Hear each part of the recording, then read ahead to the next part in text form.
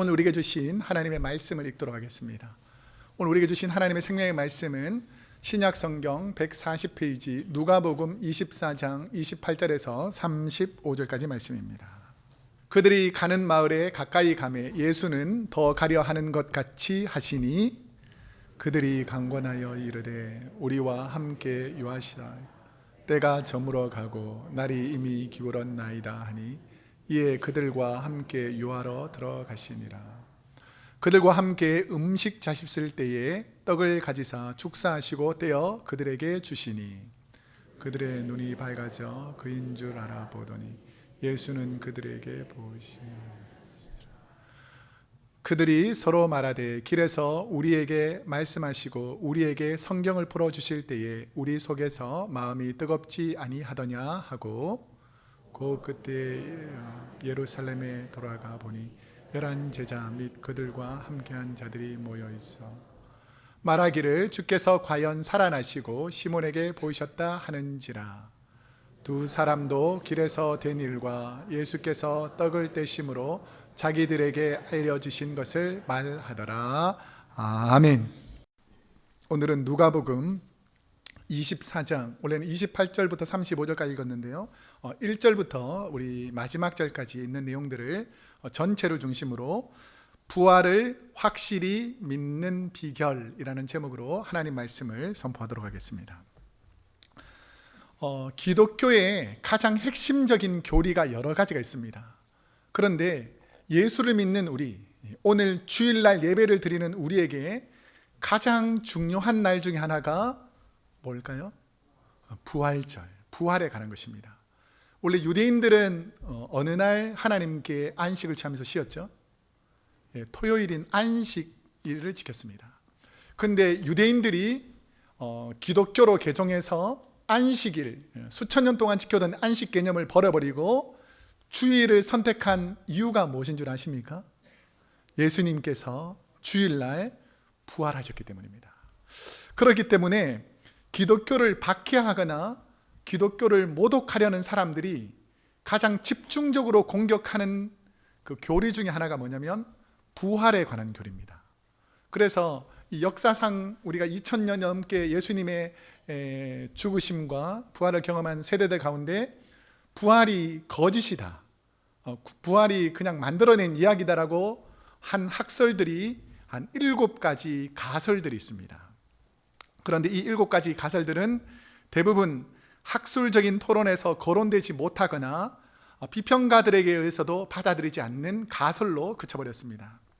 제가 7가지를 간단하게 설명해 드릴 텐데요, 첫 번째 가설은 이슬람의 가설입니다. 이슬람 교리를 정립한 마호메트가 코란이라는 것을 통해서 오늘 우리가 가지고 있는 성경처럼 코란이라는 곳에 보면 코란 4장 157절에 예수님에 관한 언급들이 기록되어 있습니다. 거기에 뭐라고 기록되어 있냐면 마리아의 아들이며 하나님의 선지자 예수 그리스도를 유대인들이, 잘 들으세요, 살해하지 않았고 십자가에 못 박지도 않았다. 이게 코란에서 마호메트가 주장하는 가설입니다. 사실일까요? 거짓일까요? 거짓이라는 것을 어떻게 할 수 있냐면 예수님의 십자가 죽음에 대한 기록은 당시 기독교인들을 박해했던 로마의 그 연대기 기록 중에서 타키투스라는 역사 기록학자가 로마의 역사를 기록한 것 중에서 예수님에 관한 스토리가 역사책에 기록되어 있습니다. 로마 역사책에 보면 뭐라고 되어 있냐면 네로는, 그 로마의 황제 중에서 네로가 있잖아요, 네로는 사람들에게, 크리스천이라 불리는 사람들에게 죄를 씌우고 그들은 가장 극렬한 고문을 받았다. 우리 잘 아시겠지만 네로 시대 때 기독교인들이 엄청난 박해를 받지 않습니까? 크리스천은 어디에서 말을 따온 걸까요? 그리스도인, 이게 그리스도인이 크리스천입니다. 그래서 그리스도라는 이름에서 나왔는데 티베리우스 시대 때, 그러니까 네로 다음에 티베리우스라는 황제 시대 때에 로마의 행정관 중에 하나인 본디오 빌라도에게 예수 그리스도는 십자가형을 받았다라고 기록되어 있습니다. 자, 그러면 코란이 진짜일까요? 그 로마의 역사적 기록이, 그리고 성경이 기록하는 것이 진짜일까요? 그 성경과 역사적 사실이 진짜라는 것을 알게 되니까 이 이슬람인들이 말하는 가설은 받아들이지 않습니다. 두 번째 가설은 뭐냐면 뭐라고 되어 있죠? 기절 가설. 이것은 예수님께서 십자가에서 죽은 것이 아니라 기절하셨다가 살아나셔가지고 제자들에게 나타나셨다. 이것도 가능성을 살펴보면 당시 로마 군대의 규율은 엄격했기 때문에 십자가형을 받은 죄수가 죽지 않거나 도망가면 누가 이 책임을 다 져야 했냐면 십자가형을 주관했던 로마의 관료들과 군인들이 다 책임을 져야 했습니다. 우리가 사도 바울이 감옥에서 옥문이 열렸을 때에 간수가 죽으려고 했던 이유가 뭐냐면 죄수들이 도망가면 책임이 다 로마 군병들에게 있습니다. 자, 그러니까 예수님이 기절했다가 깨어났다고 로마 군병들이 살려줬을 가능성이 있을까요, 없을까요? 없겠죠. 자기 목숨을 내어놓고 예수님을 살려줄 이유가 없기 때문에 이 기절 가설도 믿지 않습니다. 그 세 번째는 환상 가설이라는 것인데, 제자들이 예수님을 너무 그리워하고 사랑해서 예수님의 환상을 보고 예수님이 부활했다고 착각했다라는 가설입니다. 자, 이게 뭐냐면 예를 들어서 우리가 누군가를 너무 생각하거나 너무 그리워하면 환상이 한 사람에게 순간적으로 보이거나 착각할 수 있어요. 그런데 여러 사람이 동시에 착각할 가능성은 의학적으로 없다라는 것입니다. 그러니까 한두 사람이 착각할 수는 있지만 수백 명이 동시에 다 예수님을 헛것을 보고 착각할 가능성이 없다라고 생각하기 때문에 이 환상 가설도 믿어지지 않습니다. 제가 이걸 연구하면서 제일 생뚱맞은 가설이 뭐냐면 이 네 번째입니다. 뭐죠? 쌍둥이 가설이 있습니다. 쌍둥이 가설. 뭐냐면 예수님이 원래 태어날 때 쌍둥이였는데 이때까지 형인 예수님이 열심히 사역하다가 예수님이 십자가에 돌아가시니까 동생 쌍둥이 예수님이 갑자기 나타나가지고 부활의 예수님인 척했다. 가능성이 있을까요, 없을까요? 이것도 성경과 여러 기록을 봐도 아무리 찾아봐도 예수님이 쌍둥이였다는 기록은 없으니까 믿어지지가 않습니다. 다섯 번째는 제자들이 예수님의 시신을 훔쳐갔다라는 도둑 가설과, 여섯 번째는 예수님이 십자가에서 죽었지만 제자들은 예수님을 부활했다라고 거짓으로 음모를 꾸며서 부활을 증거했다라는 음모 가설과, 마지막 일곱 번째는 없는 스토리를 만들어냈다. 그러니까 설화라는 것은 뭐냐면 아예 예수님이 돌아가서 십자가에서 돌아가신 것이 끝인데 나중에 사람들이 부활의 부분을 이야기로 만들어 넣었다라는 가설들입니다. 제가 처음에 말씀드렸지만 이 가설들은 진짜라고요, 가짜라고요? 가짜입니다. 자, 그러면 인류 역사와 많은 당시 역사적 자료와 주님으로부터 이어온 교회 전통을 통해서 부활하신 예수님의 사건들은 진실인가 거짓인가에 대해서 많은 역사 문안과 교회 전통은 진실이다라고 기록하고 있습니다. 그 사도행전에 보면 예수님께서 부활 후에 40일 동안 이 땅에서 살아계셨고, 우리 사복음서 후반부에 보면 예수님께서 부활하셨을 때에 제일 먼저 예수님의 부활의 소식을 듣고 예수님을 만난 분이 여인들입니다. 여인들. 이 여인들이 사복음서 곳곳에 자신들의 삶 속에서 예수님 부활하신 주님을 만났다고 증언합니다. 그 다음에 오늘 이 누가복음에만 나오는 이 내용 중에서, 누가복음과 마가복음에 나오는 내용 중에서 엠마오로 가던 그 유월절을 지키고 내려가던 두 사람이 또 누구를 만납니까? 예수님을 만나죠. 그 여인들도 그렇고 엠마오로 가던 사람들도 그렇고 다 예수님의 제자들에게 주님이 부활했다라고 알립니다. 제자들이 믿었을까요? 안 믿었을까요? 못 믿습니다. 그리고 예수님께서 직접 나타나셔가지고 그 제자들에게 보여주시고 주님이 살아나셨다라는 것을 말해줍니다. 우리 사도행전에 보면 부활 승천하실 때에 여인들에게도 보였지만 12명에게 보였지만 500여 형제들이 일시에 보는 중에 주님께서 부활하신 것을, 승천하신 것을 봅니다. 자, 우리 구약시대 때 예수님 당시에 숫자를 누구만 셌습니까? 남자만 셌죠. 그러면 부활 승천하실 때 남자들만 보러 왔을까요?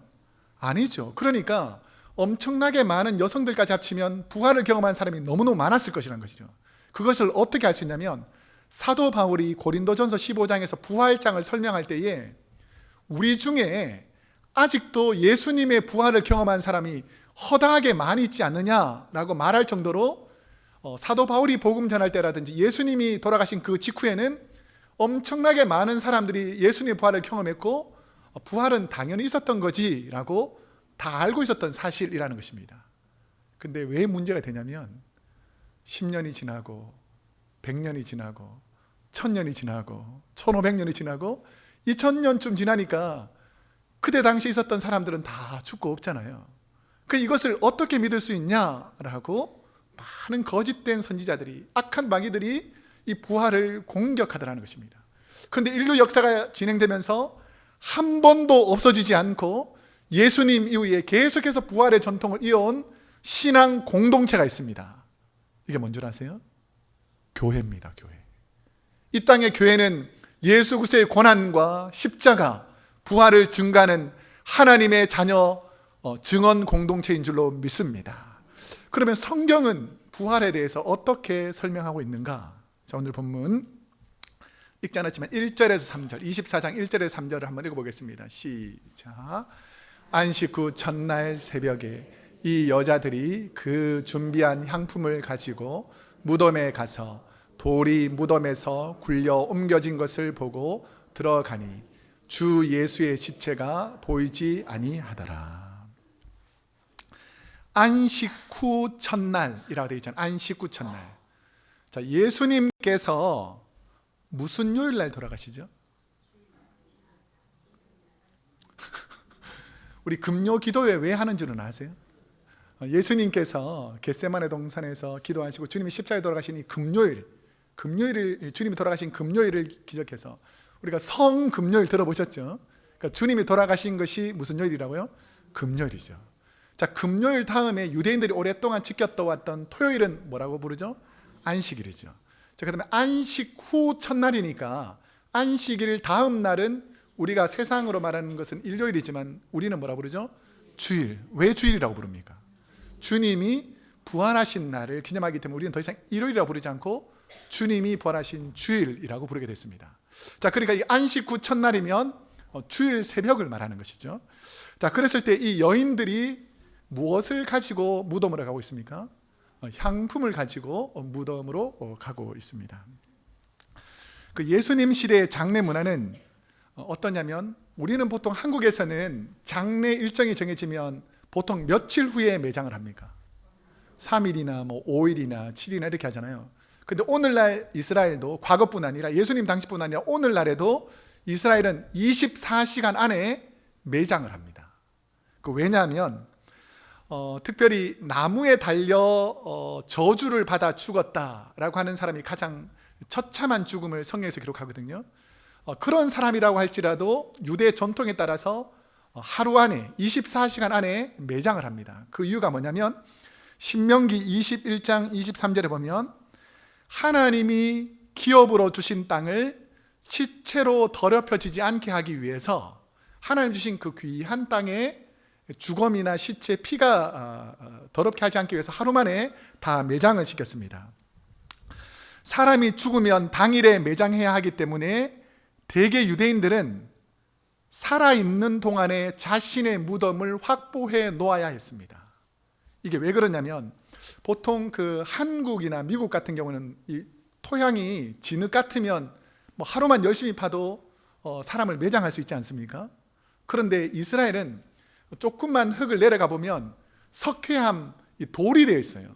그러니까 돌을 하루 만에 무덤으로 만들 수 있습니까? 없습니까? 없겠죠. 그러니까 좀 부자거나 웬만한 사람이면 내가 이제 좀 나이가 들고 언젠가는 죽을 수 있겠다. 오늘 죽을지 내일 죽을지는 누구도 모르잖아요. 그러니까 이런 사람들이 늘 준비해 놓는 게 뭐겠습니까? 자신들의 무덤을 미리 준비하게 되었다라는 것입니다. 그 장례가 만약에 죽어서 시작되면 남자와 여자가 하는 일이 구분되어 있었는데 남자들은 시신을 무덤까지 들고 운반하고 여성들은 그 시신이 가는 동안에 고글하고 따라갔습니다. 시신이 무덤에 안치되면 여자들은 시신에다가 향유를 바르고 그 다음에 세마포로 그 시체를 싸고 그 다음에 두건을 씌워서 향유를 바르는데 왜 향유를 바르냐면 시체가 썩으면 어떻게 됩니까?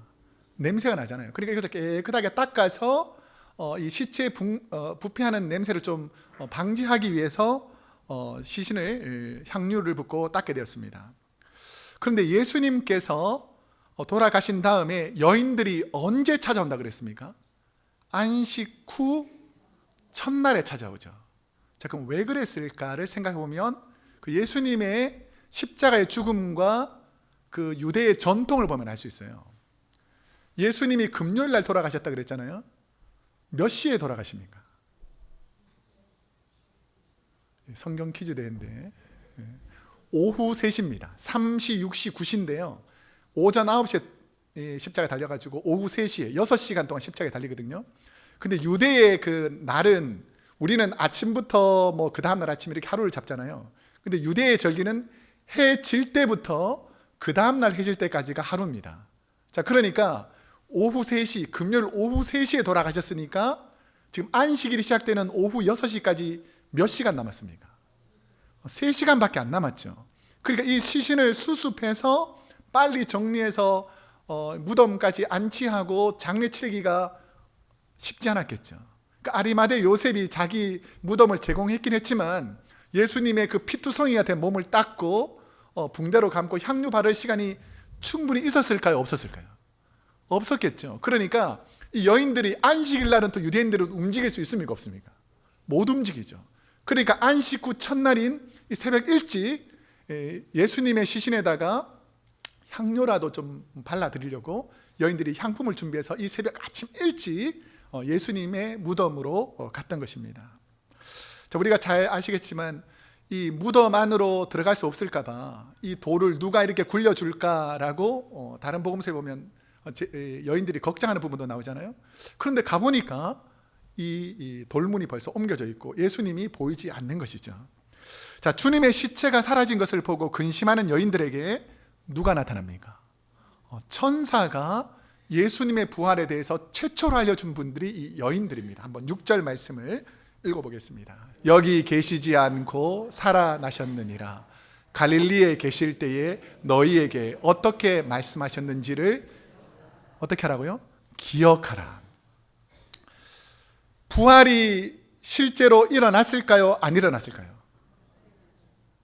아직도 모르시는 분들은 말씀을 잘 읽어보셔야 되는데 이 천사가 말해주는 게 뭐냐면 예수님이 살아 계셨을 때에 갈릴리에서 너희에게 하신 말씀을 기억하느냐? 라고 하니까 지금 여인들은 예수님이 돌아가셨고 향품도 바르지 못했다는 그 슬픔에 가득 차 있었는데 갑자기 별한간 갈릴리에서 예수님이 하신 말씀이 내리를 딱 스치면서 기억이 났다는 거예요. 기억. 자, 그 말씀이 누가복음 9장 22절 이 갈릴리에서 예수님이 하신 말씀입니다. 한번 읽어보겠습니다. 시작. 이르시되 인자가 많은 고난을 받고 장로들과 대제사장들과 서기관들에게 버림받아 죽임을 당하고 제3일에 살아나야 하리라 하시고 그때는 이 말씀의 뜻이 무엇인지 알았을까요? 몰랐을까요? 이게 무슨 말인지도 모르고 그냥 흘려 들었는데 많은 분들 중에서는 좀 이상하다. 예수님께서 이렇게 훌륭하시고 좋은데 왜 종교 지도자들이 예수님을 핍박하고 죽이려고 하고 근데 돌아가셨으면 끝인데 어떻게 또 3일 후에 살아나시려고 말씀하셨을까? 그때는 그 말씀의 뜻을 무엇인지 분명히 몰랐는데 이제 천사가 주님의 말씀을 기억나게 하니까 이 말씀이 기억나더라는 것입니다. 저와 여러분은 살아가면서 특별히 오늘 무덤을 찾은 여인처럼 모든 소망이 사라지듯이 힘이 빠져서 내가 어떻게 살아가야 되나? 내가 과연 이 힘든 상황 속에서 벗어날 수 있을까? 내가 가장 의지했던 것들이 다 사라져도 나는 살아갈 수 있을까라는 그 낙심 속에 있을 때에 오늘 본문의 천사와 같이 당신은 주님 말씀을 붙잡으십시오. 주님이 도와줄 것입니다. 여러분 가정에 있는 모든 문제를 주님이 치료하신다 그랬으니까 반드시 치료하실 줄로 믿습니다. 이런 귀한 말씀이 자기의 메시지로 하나님의 말씀들이 자기의 메시지로 로고스의 말씀이 레마의 말씀이 되어서 깨달아지는 순간 이것을 아하 모먼트라 그러는데 이거였구나 라고 주님의 말씀이 깨달아질 때가 있습니다. 여러분 부활의 주님의 말씀이 여러분의 삶 가운데 깨달아지기를 축복합니다. 저도 참 힘들고 어려울 때에 하나님께서 주셨던 말씀이 있었기 때문에 여기서 잘 지내다가도 내가 참 힘들고 어려울 때가 있잖아요. 그 순간에는 그 과거의 주님의 말씀을 되뇌이면서 감사를 회복할 때가 있습니다. 제가 여러 번 말씀드렸었고 또 설교 제목으로도 한번 했었는데 본문으로도 시편 91편 14절에서 15절 말씀입니다. 한번 함께 읽어보겠습니다. 시작.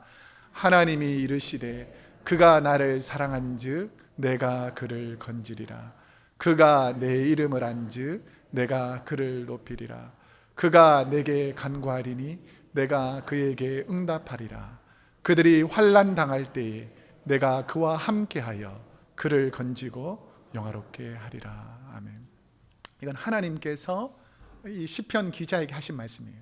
그래서 나를 이라는 분은 다 하나님이고요. 그가라는 것은 이 저와 여러분 하나님 말씀을 읽고 깨달은 분을 말합니다. 그래서 하나님이 이르시되 찬우가 나를 사랑한즉 내가 찬우를 건지리라. 찬우가 내 이름을 안즉 내가 찬우를 높이리라. 찬우가 내게 간구하리니 내가 하나님이 찬우에게 응답하리라. 찬우가 환난 당할 때에 내가 하나님이 찬우와 함께하여 찬우를 건지고 영화롭게 하리라.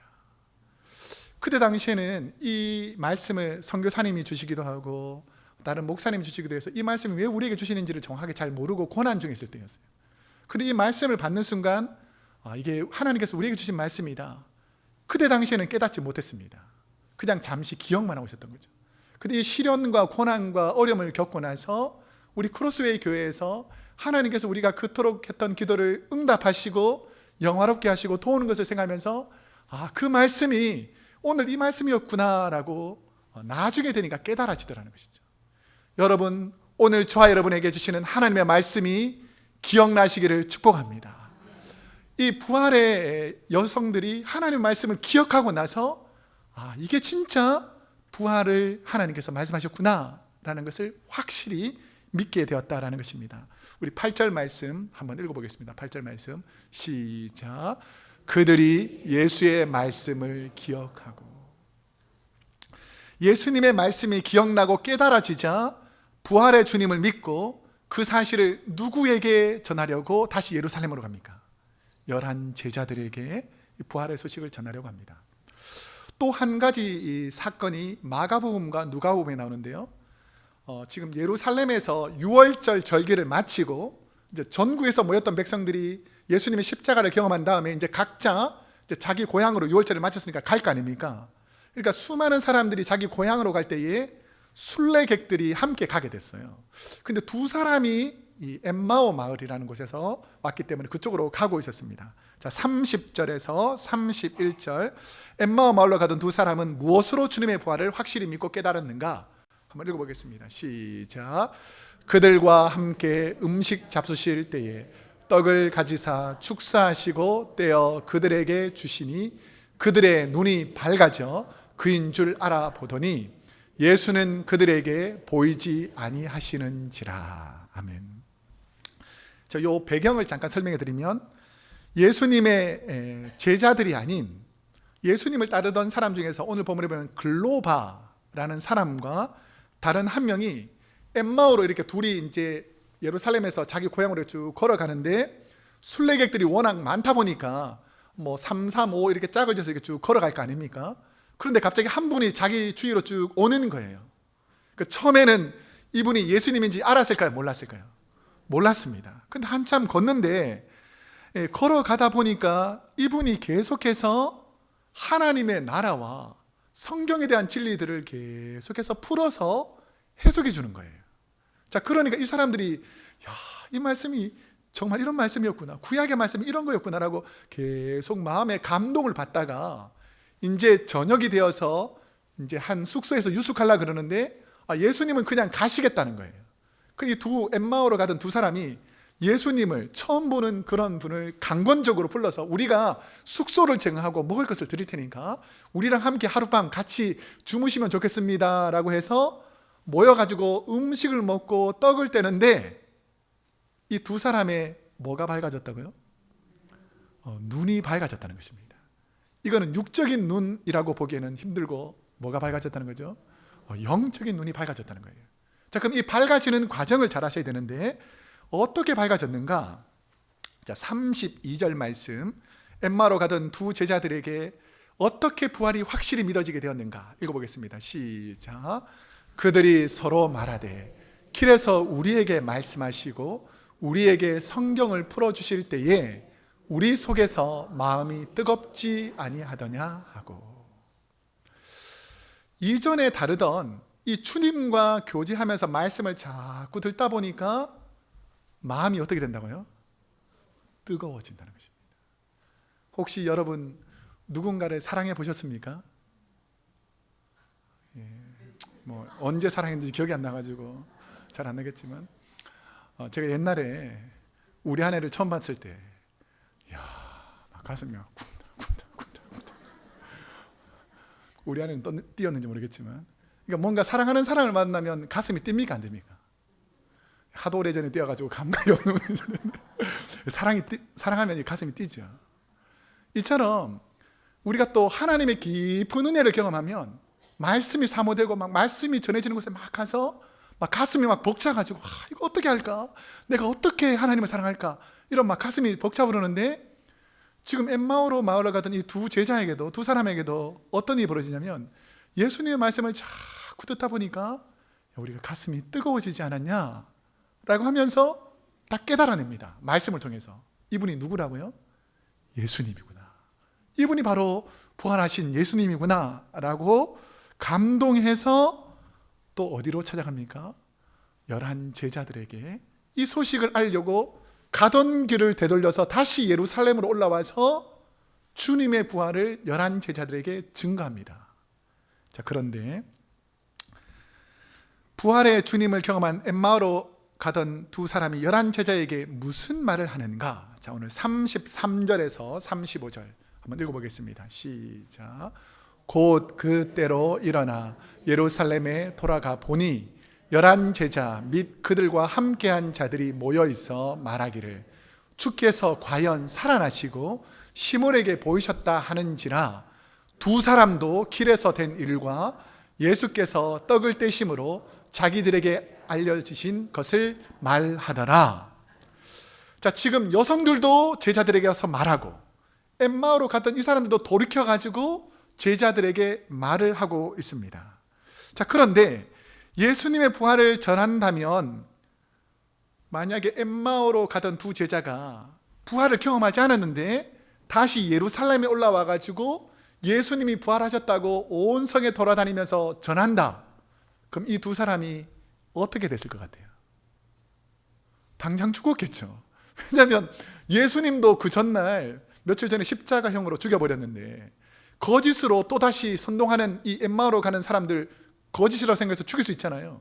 근데 이 사람들이 평안한 길, 고향으로 가던 길을 멈추고 만약에 이게 부활을 경험하지 못했다면 자기가 죽을 줄 알면서 예루살렘에 와서 전할 가능성이 있었겠습니까? 없었겠습니까? 없었겠죠. 그러니까 이 부활을 확실히 경험했는데 자기들은 힘이 없으니까 누구한테 알리면 제일 파급 효과가 클 거라고 생각하고 누구를 찾아갔습니까? 12 제자들, 그러니까 11 제자들이죠. 다른 제자 죽었으니까 11 제자들에게 찾아갔는데 이들에게는 문제가 있었습니다. 너무 낙심되고 힘드니까 11 제자가 예수님이 부활하셨다는 것을 확실히 믿었을까요? 안 믿었을까요? 안 믿는다는 것입니다. 그러니까 예수님께서 그걸 아시고 이 11 제자들에게 직접 나타나십니다. 부활을 알려주시려고. 자, 39절에서 40절 한번 읽어보겠습니다. 시작. 내 손과 발을 보고 나인 줄 알라. 또 나를 만져보라. 영은 살과 뼈가 없으되 너희 보는 바와 같이 나는 있느니라. 이 말씀을 하시고 손과 발을 보이시나 그들이 너무 기쁨으로 아직도 믿지 못하고 놀랍게 여길 때에 이르시되 여기 무슨 먹을 것이 있느냐 하시니. 자, 이게 자세히 보면 앞뒤가 잘 안 맞습니다. 예수님이 손과 발을 보여주셨죠. 그래도 믿지 못하니까 만져보셨죠. 만져보라 그래서 만져봤죠, 제자들이. 자, 그러면 그들이 이 상황이 너무 기뻤으면 문맥상으로 보면 앞에 이런 일이 있으면 뒤에가 어떻게 결론이 돼야 됩니까? 부활하신 예수님을 확실히 믿었더라 이렇게 돼야 되는데 뭐라고 되어 있습니까? 줄 거놓은 게 아직도 믿지 못하고. 그러니까 이 사람들은 순간적인 환상이나 경험 이런 것으로 예수님을 믿는 것이 아니라는 것을 본인 스스로가 증명하고 있는 것이죠. 그러면 어떻게 예수님의 부활을 이 제자들이 믿을 수 있는가? 이게 가장 중요한 포인트입니다. 그러면 어떻게 제자들이 부활의 확신을 가졌는가? 자, 45절 말씀 한번 읽어보겠습니다. 시작. 이에 그들의 마음을 열어 성경을 깨닫게 하시고. 그들이 마음이 열린 게 아니라 예수님께서 성령의 감동함을 심을 통해서 말씀을 전해주시면서 그들의 마음의 문을 어떻게 했다고요? 열어서 성경이 깨달아지니까 부활의 확신이 생기더라는 거예요. 여러분 교회 다니다 보면 신비로운 경험 한두 번 했다고 해서 막 믿음이 생기는 게 아니에요. 내가 열심히 봉사 몇 번 했다고 믿음이 생기는 게 아닙니다. 여러분 성경 말씀을 깊이 깨닫고 하나님의 말씀을 날마다 경험해야 모든 하나님의 말씀이 진리인 줄 깨달아지는 줄로 믿습니다. 진리를 깨달은 사람은 진리를 향한 열정을 막을 수가 없다는 것이죠. 예수님의 십자가의 죽음 이후 두려움과 낙심과 부끄러움에 사로잡혀 있던 제자들이 주님의 말씀이 모두 진리였구나 라는 것이 깨달아지니까 확실히 부활도 믿게 되었고 내가 앞으로 어떻게 살 것을 결정하고 말씀대로 살아갑니다.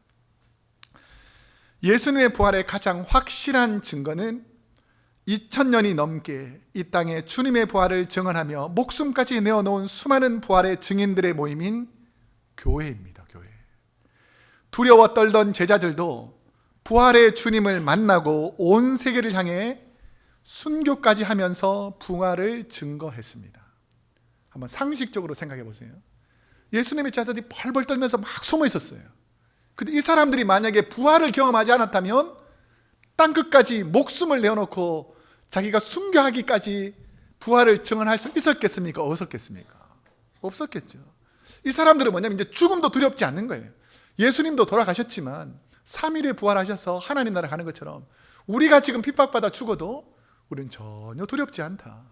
우리는 결국 부활해서 하나님 나라 갈 사람이다라는 것을 확실히 믿으니까 부활의 증인으로서 가는 곳곳마다 부활을 증언하고 그 공동체를 통해서 교회가 이어지는데 오늘날까지 그 교회가 끊어지지 않더라는 것이 부활의 확실한 증거입니다.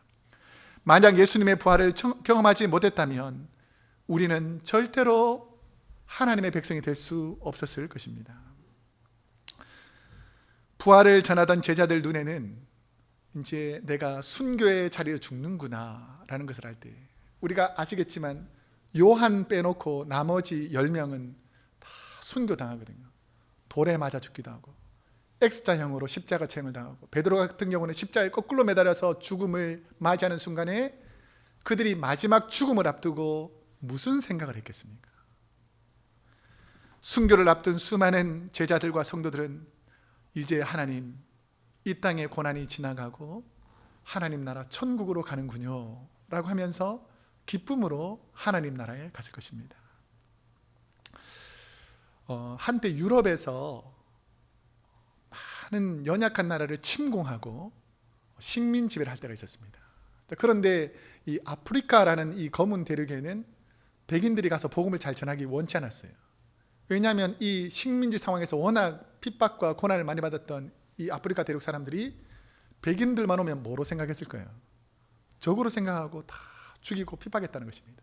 그때 이 아프리카에 가서 주님의 사랑으로 부활을 증언하고 하나님의 사랑을 전했던 사람이 데이빗 리빙스턴이라는 분이 있습니다. 이분이 복음을 전할 때에 얼마나 주님처럼 사랑했는지 이분이 의술을 23살에 배워가지고 아프리카에 힘들고 어려운 사람들에게 찾아가서 계속해서 사랑을 전하다가 결국은 그들과 함께 아프리카 땅에서 죽습니다.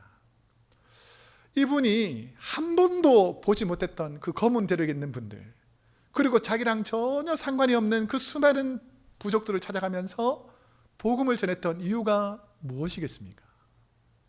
나 같은 죄인도 하나님께서 구원 주신 그 구원의 은혜가 있기 때문에 복음을 전하며 순교했다라는 것이죠. 오늘날 이 땅의 교회는 저절로 생긴 게 아닙니다. 한국 교회고 이 미국 교회고 모든 교회들은 수많은 순교자들이 부활을 증언하다가 핏값으로 세워진 이 교회에서 우리는 덤으로 감사하면서 사는 거예요. 여러분, 우리가 구원받아 믿음 생활하는 것이 하나님의 은혜인 줄로 믿습니다. 이제 말씀을 맺겠습니다. 제가 지난 수요일 날 저희 교회를 방문했던 동티모르에서 17년 동안 선교하셨던 우리 이대훈 선교사님 간증을 듣게 됐어요. 이분의 얘기를 들어보니까 세상에 오지가 어딘가 라고 했더니 그분의 생각은 차가 더 이상 들어가지 않아서 사람들 교통 왕래가 없어서 복음을 한 번도 들어보지 못한 사람들이 오지에 사는 사람인데, 이분이 17년 전에 가서 복음을 전하는데 차가 끊겨가지고 이제 더 이상 갈 수 없는 그곳에서 그 마을에 가는데 2시간이 걸린다는 거예요. 2시간. 그러니까 2시간이 가서 복음을 전하고 2시간을 걸어서 내려와야 되는 이런 거리예요. 그런데 그곳의 가장 심각한 문제는 뭐냐면 전혀 세상과 연결되어 있지 않으니까 불도 전기도 들어오지 않고 전혀 교육이 되어 있지 않다는 것입니다. 자, 그러니까 아이들이 아침에 학교 가려면 몇 시간 걸리겠어요? 예, 차 끊어지는 게 2시간이니까 더 내려가서 마을이 있으니까 뭐 2-3시간은 가야 학교가 있는 거예요. 집에 가는데 몇 시간 걸릴까요? 2-3시간 걸리는 거죠. 그러니까 조금만 아침에 게으르면 학교 가겠습니까? 못 가겠습니까? 아침에 일어나면 학교 가니까 점심시간이고 점심밥 먹고 나면 다시 집으로 해지기 전에 집에 와야 되고, 이러니까 이들의 교육 수준이 거의 너무 낮고, 아기를 안고 있어가지고 언니가 동생 봐주나 보다 했더니 10서너 살 된 그 여자아이가 그 교육을 전혀 받지 못해가지고 애를 안고 있더라는 거죠. 그러다 보니까 여기가 바로 오지구나, 이곳에 복음을 전해야 되겠구나 라고 해서 한두 해 간 것이 아니고 지금 17년째 거기서 복음을 전하며 살고 있다는 것입니다. 왜 갔을까요? 한국에는 문명도 좋고 너무너무 좋은 환경, 자기가 누릴 수 있는 환경이 너무너무 많음에도 불구하고 왜 모든 것을 포기하고 그 오지에서 17년 동안 그 높은 산을 하루도 쉬지 않고 오르내리면서 복음을 전하고 있을까요? 이것은 바로 받은 구원의 은혜가 있기 때문입니다. 여러분에게 한번 묻겠습니다. 여러분, 하나님께 받은 구원의 은혜가 있습니까? 그 은혜를 갚으며 살아야 됩니다. 내가 지금까지 누렸던 것이 다 하나님 은혜라면 이제는 절제하면서 내가 받은 은혜를 섬기며 나누며 살아야 된다는 것이죠. 여러분, 이게 얼마나 남아있을 것 같습니까? 여러분의 인생이 얼마나 많이 보장되어 있을 것 같습니까? 주님 부르면 우리는 언제든지 주님께로 가야 된다면, 오늘 우리가 힘있고 은혜 있고 능력 있을 때에 우리의 사랑을 한 번도 경험하신 그들에게 전하며 사랑하는 저와 여러분이 되시기를 축복합니다. 기도하겠습니다.